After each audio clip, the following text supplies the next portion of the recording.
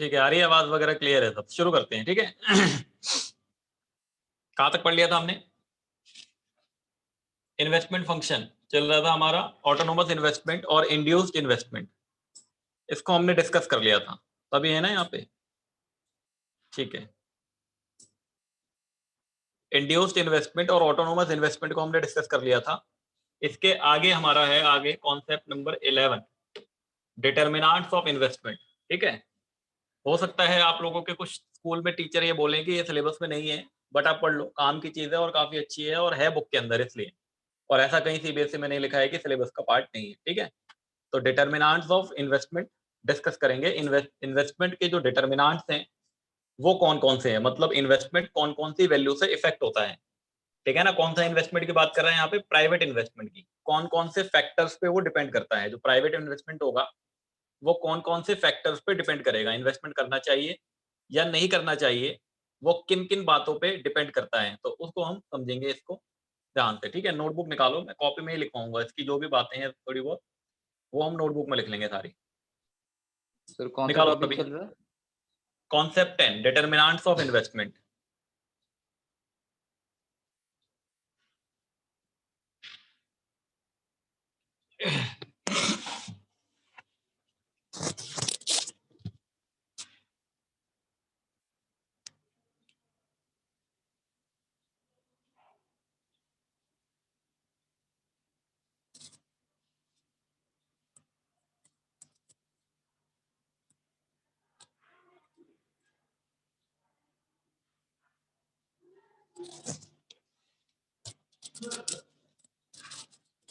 ठीक है,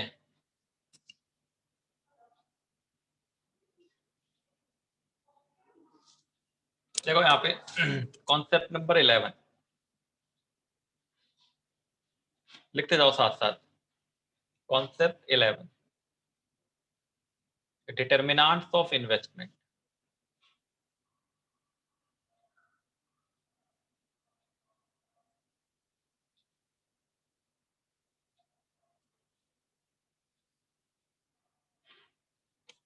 इन्वेस्टमेंट के कौन कौन से डिटर्मिनेंट्स होते हैं, डिटर्मिनेंट्स ऑफ इन्वेस्टमेंट, ये आपके कौन कौन से होंगे? तो जनरली दो फैक्टर्स पे डिपेंड करता है हमारा, जनरली दो फैक्टर पे डिपेंड करता है। एक होगा आपका, एक होगा marginal efficiency of investment, marginal efficiency, marginal efficiency of investment या कैपिटल। कुछ लोग इसको मार्जिनल एफिशिएंसी ऑफ इन्वेस्टमेंट या मार्जिनल एफिशिएंसी ऑफ कैपिटल भी कहते हैं, ऑब्लिक डाल के कैपिटल लिख। या जो दूसरा फैक्टर होगा इसका वो होगा rate of interest, rate of interest, rate of interest. ठीक है, यहां पे शुरू करते हैं हम। नंबर 1, ये आपका मार्जिनल एफिशिएंसी ऑफ इन्वेस्टमेंट क्या होता है? Marginal marginal efficiency, marginal efficiency of investment,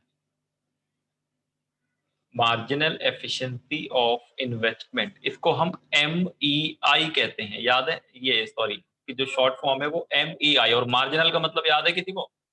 marginal मतलब क्या होता है? एडिशनल। मार्जिनल का मतलब क्या होता है? एडिशनल। मार्जिनल मीन्स होता है एडिशनल। क्या हो रहा है, नेटवर्क प्रॉब्लम हो रही है क्या? एक मिनट, ये पता नहीं बैक कैमरे में ही दिक्कत होती है, ये वाले जूम इन जूम आउट की। Marginal efficiency of investment, marginal of efficiency of investment का मतलब क्या हुआ? लिखें यहाँ पे, the expected, the expected profitability, the expected profitability, the expected profitability from additional investment, from additional investment, from additional investment। अगर हम कोई एडिशनल इन्वेस्टमेंट करें तो उससे जो एक्सपेक्टेड प्रॉफिटेबिलिटी होगी is called MEI, is called is called MEI, उसे हम MEI कहेंगे। क्या कहेंगे? मार्जिनल एफिशिएंसी ऑफ इन्वेस्टमेंट, या आप इसको ऐसे भी कह सकते हो expected rate of return from an additional investment. ठीक है, इन अदर वर्ड्स में लिख लें, यहां लिखें in other word, in other word refers to expected rate of return, refers to expected rate of return, refers to expected rate of return, expected rate of return from an additional investment, from an additional investment, from an additional investment, from an additional investment। ये होता है MEI। मतलब अगर मैंने कोई additional investment करा तो उससे जो एक्सपेक्टेड रेट ऑफ रिटर्न होता है उसे MEI कहते हैं। इसे के आगे लिखना MEI, MEI is determined, MEI is determined, MEI is determined by two factors, MEI is determined by two factors। जो MEI है वो दो फैक्टर से डिटरमाइंड होता है, जो MEI है वो दो फैक्टर से डिटरमाइंड होता है। वो दो फैक्टर कौन से हैं? MEI determined by two factors. उसमें से पहला है आपका सप्लाई प्राइस, पहला है आपका सप्लाई प्राइस, और दूसरा है आपका prospective yield, prospective prospective yield, YIELD। Return भी लिख सकते हो, प्रोस्पेक्टिव रिटर्न या प्रोस्पेक्टिव यील्ड। एक तो आपका ये वाला फैक्टर है, इस पे डिपेंड करता है MEI, और एक आपका ये वाला फैक्टर है, इस पे डिपेंड करता है MEI, supply price.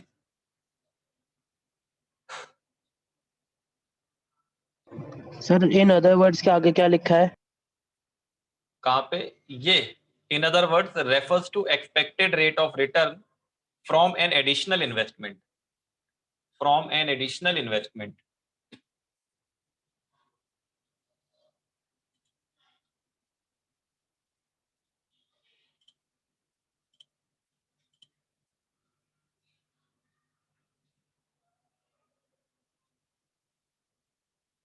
Supply price का मतलब देखें,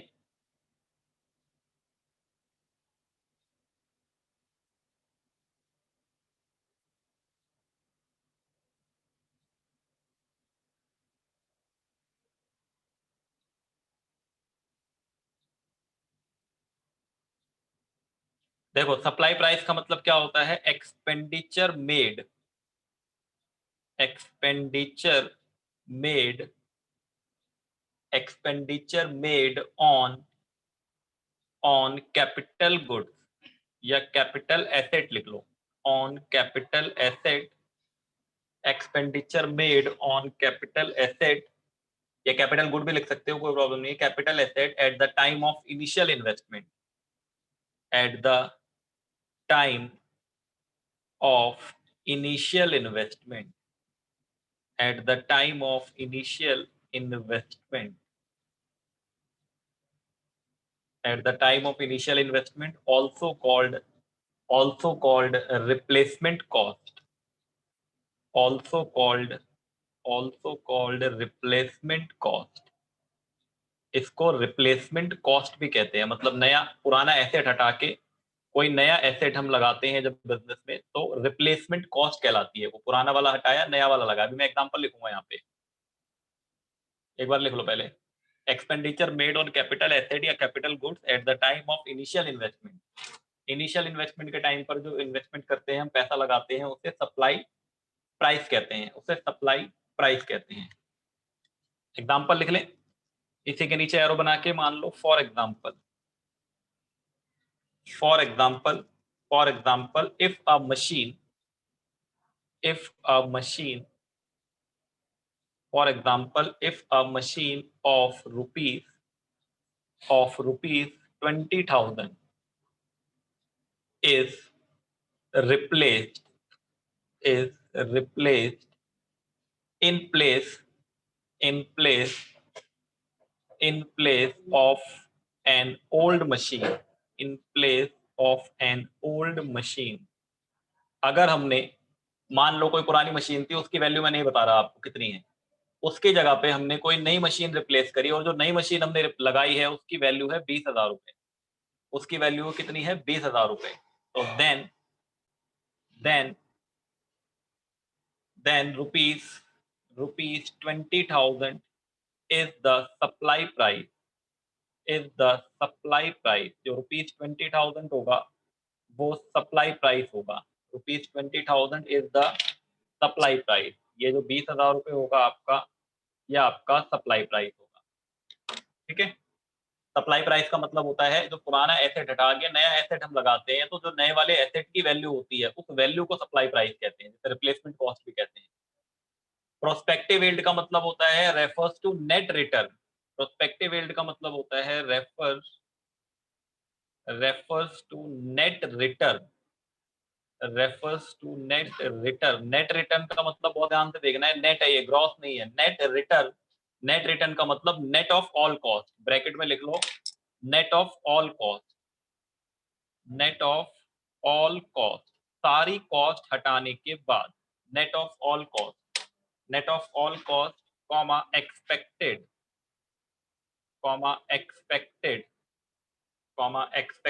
net of all costs, expected from the capital asset,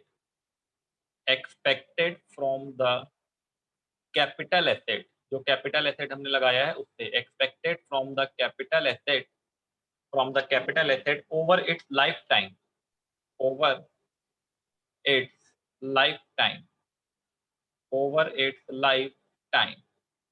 जो हमने कैपिटल एसेट लगाया उसको लगाने पे हमें कितना return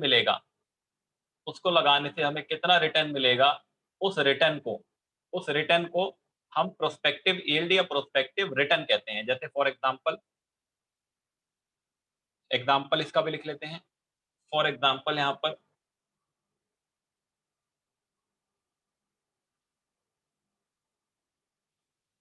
if the given machine, जो एग्जांपल में हमने मशीन ली है अपनी, if the given machine is expected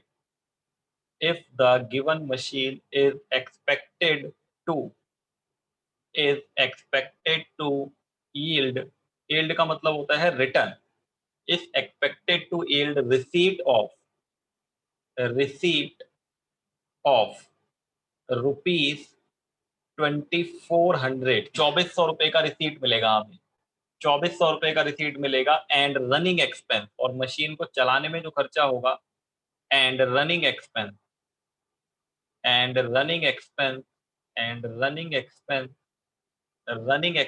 will be rupees 400, अभी मैं दिखा रहा हूँ, एक मिनट सारी चीजें। ये देखो, अब इतना मैंने बताया, दो बातें, ये दिख रहा है आपको। सप्लाई प्राइस का मतलब है expenditure made on capital asset at the time of initial investment, also called replacement cost. For example, if a machine of 20,000 is replaced in place of an old machine, तो जो नई machine की value है, नई वाली machine की जो value है वो सप्लाई प्राइस होगा। फिर ये मशीन लगाने से अगर हमें एक्सपेक्टेड यील्ड पता चल जाए, return refers to net return, सारी कॉस्ट हटाने के बाद, तो expected from the capital asset होता है, वो आपका प्रोस्पेक्टिव यील्ड होता है। जैसे कि ये जो मशीन है, अगर इससे हमारा एक्सपेक्टेड यील्ड है आपका 2,400 रुपए का, और हमारे रनिंग एक्सपेंस है 400 रुपए के, तो मुझे बताओ प्रोस्पेक्टिव यील्ड कितना हुआ। देन प्रोस्पेक्टिव यील्ड का मतलब क्या बताया मैंने, नेट ऑफ कॉस्ट, सारी कॉस्ट हटाने के बाद, तो 2,400 में से 400 रुपए का हटा दो, 2,400 रुपए में से 400 रुपए जो रनिंग खर्चे हैं इनको हटा दो, तो 2,000 रुपए मेरा प्रोस्पेक्टिव यील्ड हुआ। तो इस एग्जांपल में प्रोस्पेक्टिव यील्ड कितना हुआ, 2,000, और सप्लाई प्राइस कितना हुआ, 20,000।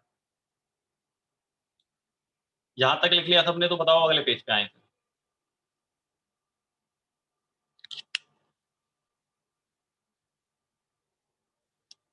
बस अब कुछ नहीं कुछ भी नहीं करना है, MEI निकाल देना है।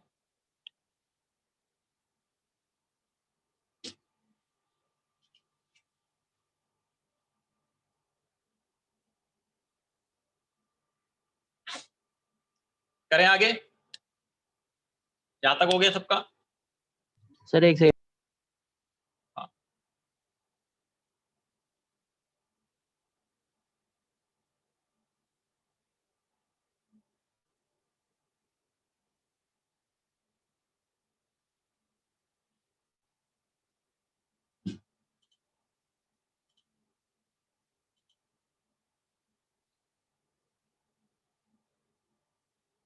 ठीक है,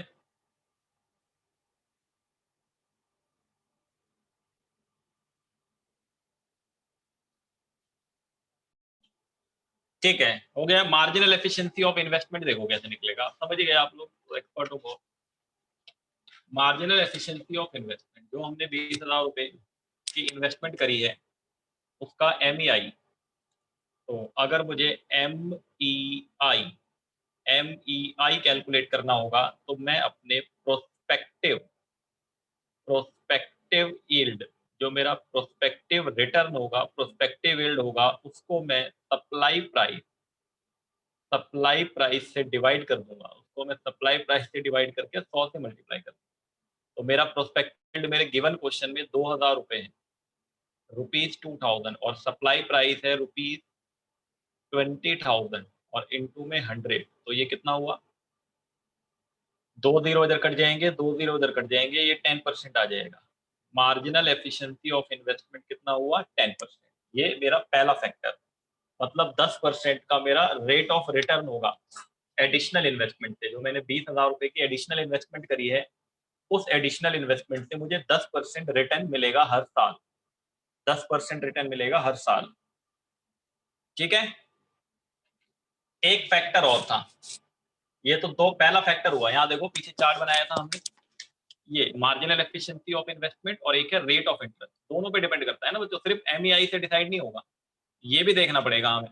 तो इसको समझते हैं क्या होता है। ठीक है, तो अगला हमारा जो है डिटर्मिनेंट का MEI का, वो है रेट ऑफ इंटरेस्ट। देखो जरा, rate of interest, rate of interest, ये वो वाला रेट ऑफ इंटरेस्ट होता है जो बैंक से आप लोन लेते हो ना, या जैसे फाइनेंस कराना कहते हैं आसान भाषा में, फाइनेंस कराते हैं जो हम, उस फाइनेंस पे जो हमें पैसा पे करना पड़ता है उसको कहते हैं। तो ये होता है आपका refers to cost of borrowing, refers to cost of borrowing.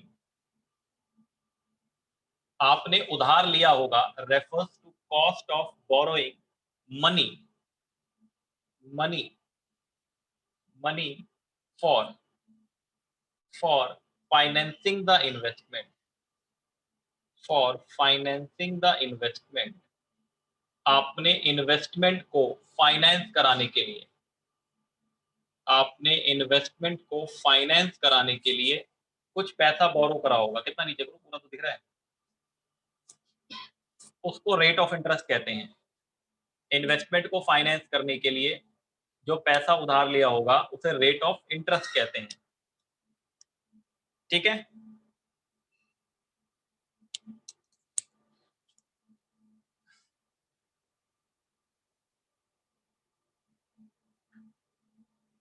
अब मुझे बताओ जरा आप लोग ध्यान से, कि जो पैसा मैंने इन्वेस्टमेंट में लगाने के लिए लिया था, बोरो करा था, उस पे मुझे अगर 12% का इंटरेस्ट देना पड़े और मेरा MEI हमने कैलकुलेट करा है 10%, तो क्या ये मेरा इन्वेस्टमेंट प्रॉफिटेबल होगा या नहीं?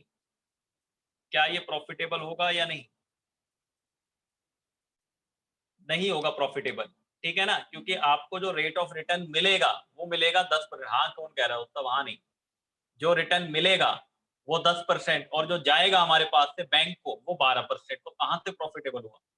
प्रॉफिटेबल तो तब है ना कि जब हमने बैंक से लोन लिया, हमें उसे 10% देना पड़ रहा हो, और हमारा जो वापस आएगा रिटर्न कमाई के फॉर्म में, इन्वेस्टमेंट के रिटर्न के फॉर्म में जो वापस आएगा वो 15% या 11% या 12%, थोड़ा ज्यादा आए तो कुछ फायदा है, अदरवाइज तो फिर कोई फायदा नहीं है।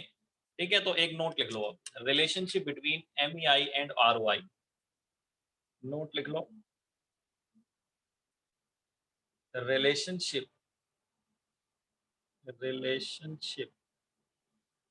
between MEI and ROI, rate of interest, MEI and ROI, MEI and ROI, MEI और ROI में क्या रिलेशनशिप है, इसको समझने के लिए तीन बातें जाननी पड़ेगी। एक तो आपका अगर मेरा MEI बराबर हो ROI के तो क्या होगा, अगर मेरा MEI ज्यादा हो ROI से तो क्या होगा, और अगर मेरा MEI कम हो ROI से, MEI कम हो ROI से तब क्या होगा। तो बताओ, जब बराबर होगा तो इन्वेस्टमेंट बढ़ेगा, घटेगा या कांस्टेंट रहेगा। अगर बराबर होगा तो इन्वेस्टमेंट बढ़ेगा, घटेगा, क्या होगा।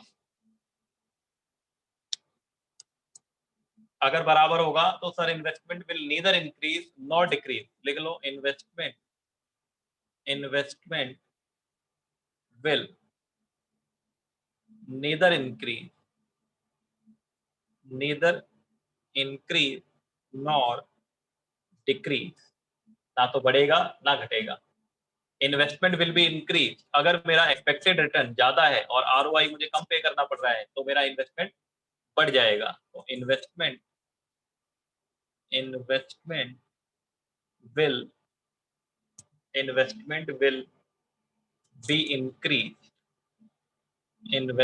will be increased, और अगर मुझे ये पता चल जाए कि मेरा एक्सपेक्टेड रेट ऑफ रिटर्न कम होगा MEI और जो मुझे इंटरेस्ट देना पड़ेगा वो ज्यादा देना पड़ेगा, तो investment will be decrease, investment will be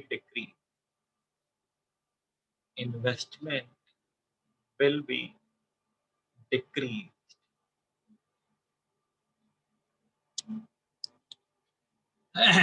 ये तीन नोट हो गए।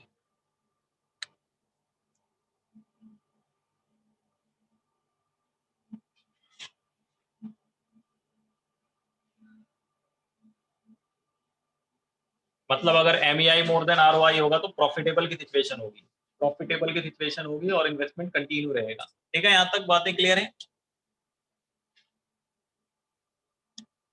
देखो जल्दी जल्दी करते हैं, हम चैप्टर खत्म कर लें, आज सोच रहे हैं, अभी 15 मिनट है। आगे देखो, सर थोड़ा ये ऊपर से नोट करना है। कहाँ से ऊपर से, ये वाला मीनिंग, रेट ऑफ इंटरेस्ट। हाँ सर, रेट ऑफ इंटरेस्ट से। ये लो,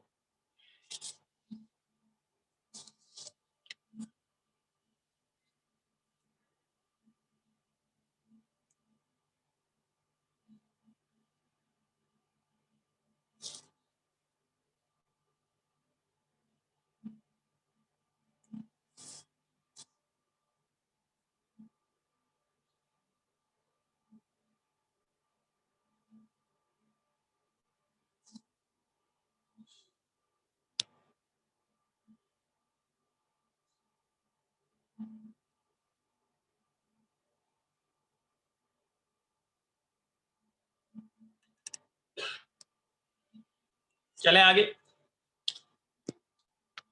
ठीक है, देखो हमने क्या क्या पढ़ा था। ये हमारा डिटर्मिनेंट्स ऑफ इन्वेस्टमेंट यहाँ दे रखा है, नीचे भी करना पड़ेगा, अभी लिखा नहीं क्या अभी तक।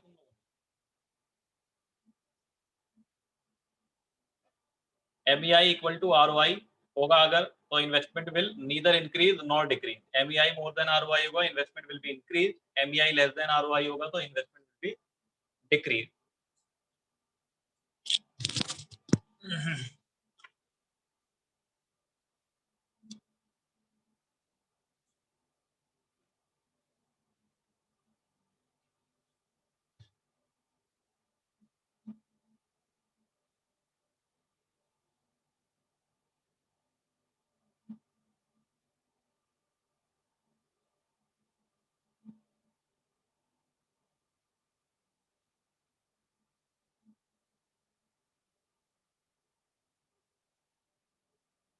ठीक है, देखो हमने यहाँ से पढ़ा है अभी कॉन्सेप्ट 10, ये जो बुकलेट है हमारी, इसमें सब लिखा हुआ है। ये आपके दो फैक्टर्स हैं, MEI के बारे में पूरा बता रखा है, बस आपको खाली यहाँ कैलकुलेशन करके दिखानी थी। अगर मैं जैसे यहाँ पे MEI की कैलकुलेशन कर दूँ, जो जगह यहाँ पे आपको दिख रही है, तो MEI इज इक्वल टू, मैंने क्या बताया था आपको अभी, prospective yield divided by supply price into में 100। इस एग्जांपल में देखते हैं क्या लिखा है। इस एग्जांपल में लिखा हुआ है 10,000 है हमारा सप्लाई प्राइस और 1,000 रुपए है प्रोस्पेक्टिव यील्ड। तो 1,000 डिवाइडेड बाई 10,000 इनटू में 100, तो ये 10% आ गया। ठीक है, फिर आपका रेट ऑफ इंटरेस्ट का मीनिंग लिखा हुआ है, ये रिलेशन भी यहाँ लिखा हुआ है, मैंने कॉपी में लिखवा दिया है। ठीक है, हाँ आज खत्म हो जाएगा। अब देखो अगला टॉपिक है हमारा एक्स एंड एक्स पोस्ट। इसमें सिर्फ मीनिंग पढ़ने हमें। एक्स एंड का मतलब होता है, देखो ये जो एक्स एंड होता है बच्चों, इसका मतलब होता है प्लान, जिसके लिए पहले से प्लानिंग होती है। और जो ये एक्स पोस्ट होता है, एक्स पोस्ट का मतलब होता है एक्चुअल। बस आप इतना दो बातें लिख लेंगे तो क्लियर हो जाएगा। एक्स एंड का मतलब होता है प्लान और एक्स पोस्ट का मतलब होता है एक्चुअल। एक्स एंड का मतलब होता है प्लान और एक्स पोस्ट का मतलब होता है एक्चुअल। मतलब अगर मैं एक्स एंड सेविंग की बात करूं तो refers to amount of saving which household और सेवर प्लान टू सेव। जहां पे प्लानिंग करी है कि कितना सेव करेंगे डिफरेंट लेवल ऑफ इनकम। और अगर हम एक्स एंड इन्वेस्टमेंट की बात करें तो refers to amount of investment which the firm plan to invest. यहाँ पे देखो हमने प्लानिंग करी है कि कितना इन्वेस्ट करेंगे डिफरेंट लेवल ऑफ इनकम पे। और अगर एक्स पोस्ट की बात करें तो रेफर्स टू एक्चुअल और रियलाइज सेविंग, इकोनॉमी में एक्चुअल में कितनी सेविंग हुई ड्यूरिंग द ईयर। और एक्स पोस्ट इन्वेस्टमेंट का मतलब है रियलाइज्ड और actual investment during a year.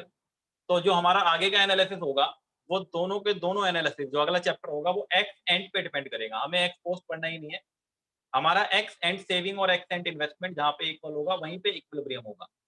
ठीक है, तो बस ये एक एक वर्ड के मीनिंग यहाँ डाले हुए हैं, कोई डिटेल एनालिसिस का नहीं पढ़ना है, समझ गए। तो ये मीनिंग कई बार एग्जाम में आ जाता है। बाकी मैं जब नेक्स्ट चैप्टर पढ़ाऊंगा, अगला चैप्टर शुरू करेंगे तो वहां समझाऊंगा डिटेल में कि हम कौन सा कॉन्सेप्ट यूज करेंगे वहां पे इक्विलिब्रियम के लिए। ठीक है, तो एक्स एंड का मतलब प्लानिंग टू सेव और एक्स पोस्ट का मतलब एक्चुअल। जैसे मैंने स्टार्टिंग में ही बताया था जब चैप्टर शुरू करा था, तो एग्रीगेट डिमांड का मतलब क्या था, प्लानिंग टू बाय। बताया था ना मैंने ये बताया था एग्रीगेट डिमांड का मतलब यहाँ पे प्लानिंग टू बाय है। और एग्रीगेट सप्लाई का मतलब भी मैंने वहां बताया था, जो इनकम है वो वाली इनकम नहीं है जो नेशनल इनकम हम निकालते थे, वो तो एक्चुअल खर्चा होता था। यहाँ पे जो कुछ भी होगा वो सब प्लानिंग होगा। तो जितना भी कॉन्सेप्ट है वो सारा एक्स एंड है, एक्स पोस्ट नहीं है। ठीक, इसके बाद एक लास्ट टॉपिक है हमारा ये वाला, full employment and involuntary unemployment. Full employment and involuntary unemployment, 9-10 minute की क्लास बची है, मैं इसको समझा देता हूँ जितना भी हो पाएगा। फुल एम्प्लॉयमेंट और इनवॉलंटरी अनएम्प्लॉयमेंट, ये आपका कॉन्सेप्ट नंबर 13 है। उसके बाद नोट नंबर 1, नोट नंबर 2 है, फिर आपका इसका चैप्टर 2 है। ठीक है, इसको हटा देते हैं, फुल एम्प्लॉयमेंट समझते हैं।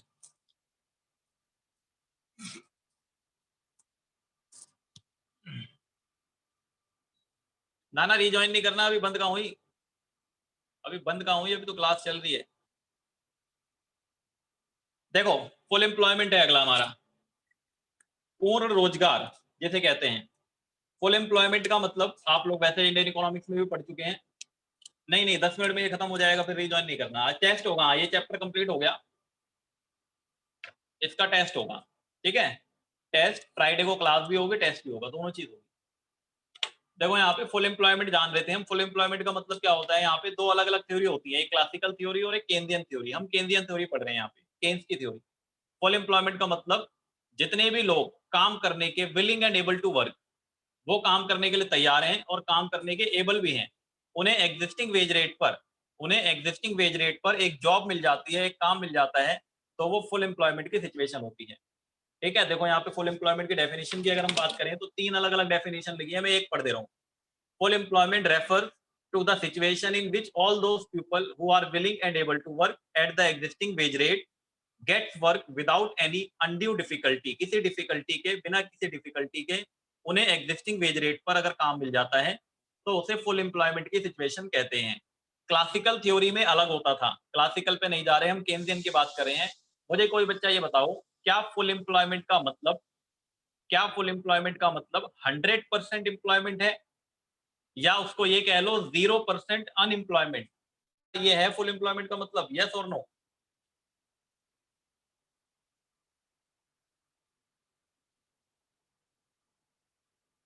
पूर्ण रोजगार का क्या ये मतलब है कि 0% बेरोजगारी होती है इकोनॉमी में? 100% रोजगार होता है, क्या इसका ये मतलब है? नहीं है तो क्यों नहीं? वो कौन से अनएम्प्लॉयमेंट है आखिर जिसे नेचुरल अनएम्प्लॉयमेंट कहते हैं? जिसे नेचुरल अनएम्प्लॉयमेंट कहते हैं वो कौन से? इसका मतलब यहाँ पे एक बात क्लियर है, कुछ बच्चे यस कह रहे हैं, कुछ बच्चे नो कह रहे हैं। तो फुल एम्प्लॉयमेंट का मतलब कभी भी 100% एम्प्लॉयमेंट नहीं होता, या 0% या 0% अनएम्प्लॉयमेंट नहीं होता। उसमें आपके नेचुरल टाइप के अनएम्प्लॉयमेंट होते हैं, जो दो तरीके के होते हैं, दोनों के नाम सुन लो। एक होता है फ्रिक्शनल और एक होता है स्ट्रक्चरल अनएम्प्लॉयमेंट।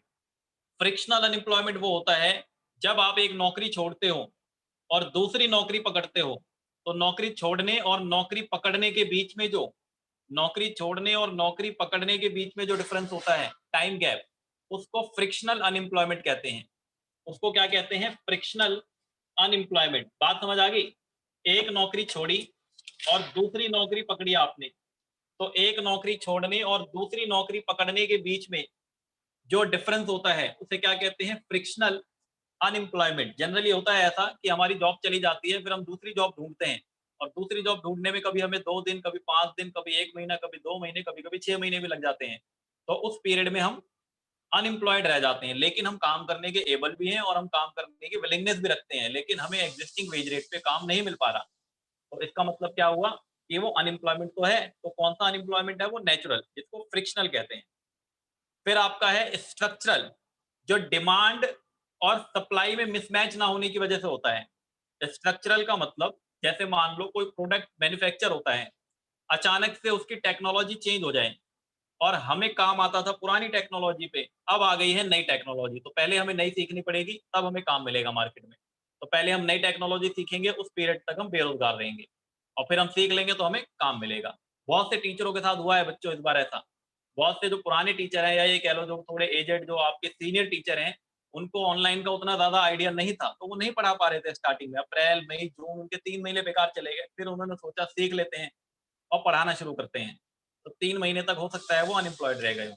तो ऐसी सिचुएशन में उसको हम कहते हैं स्ट्रक्चरल अनएम्प्लॉयमेंट। जैसे कंप्यूटराइजेशन आया था जब, तो कंप्यूटराइजेशन आने के बाद सारा काम कंप्यूटर पे होने लगा, तो लोगों को ट्रेनिंग लेनी पड़ती है पहले, फिर ट्रेनिंग लेने के बाद काम मिलता है, तो उसे हम क्या कहते हैं? Structural unemployment. तो ये जो आपके 2 तरीके के अनएम्प्लॉयमेंट होते हैं, इसको नेचुरल रेट ऑफ अनएम्प्लॉयमेंट कहा जाता है। इसको क्या कहा जाता है? Natural rate of unemployment.